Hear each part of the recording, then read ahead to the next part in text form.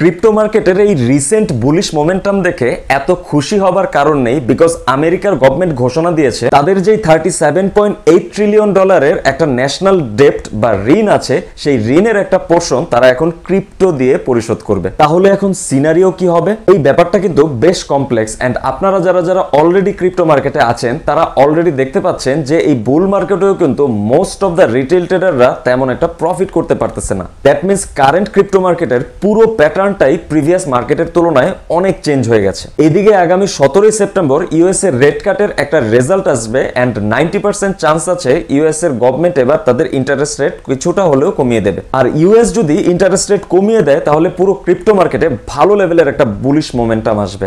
এখন এই জায়গাতে দুইটা পসিবল সিনারিও ঘটতে পারে। প্রথমটা হচ্ছে রেড কাট ঘোষণার পর মার্কেটে অল্প সময়ের জন্য এক্সট্রিম বুলিশ মোমেন্টাম তৈরি হবে এবং এরও কিছুদিন পর মার্কেট আবার ডাম্প হবে। আর সেকেন্ড হচ্ছে রেড কাট দেবার পর এখান থেকে বিটকয়েন নতুন একটা অল টাইম হাই তৈরি করবে এবং ফাইনালি বুল রান শুরু হয়ে যাবে। এবং নেক্সট অক্টোবর নভেম্বর মাসে আরেকটা রেড কাট আসার চান্স আছে এবং সেখানেও যদি ইন্টারেস্ট রেট কমিয়ে দেওয়া হয় তাহলে ফাইনালি অল্ট সিজনও শুরু হয়ে যাবে। আর এই অল্ট সিজনটা 2026 সালের জানুয়ারি ফেব্রুয়ারি পর্যন্ত চলার পর মার্কেটে একটা বাবল ক্রিয়েট হবে এবং যে কোনো সময় সেই বাবলটা ব্রাস্ট করবে। ওই সময়টাতে মার্কেটের বহু ট্রেডার ফোমো বাইং এর মাধ্যমে তাদের ইনভেস্টমেন্ট হারাবে এবং সেটার একটা পোর্শন ইউএস এর ডেপ্ট রিকভারিতে তার গভর্নমেন্ট এবং ইনস্টিটিউশনসরা কাজে লাগাবে। দ্যাট ইজ ওয়াই আপনার ওভারঅল ইনভেস্টমেন্টটাকে 50-50 রেশিওতে ডিভাইড করে সেটার অর্ধেক অ্যামাউন্ট আপকামিং অল্ট সিজনের জন্য ইনভেস্ট করে রাখুন, আর বাকি 50% ইনভেস্টমেন্টকে ইউএসডিটি করে রেখে দিন। কারণ যদি কোনো কারণে মার্কেট ডাম্প করে $1 লাখ আশেপাশে চলে আসে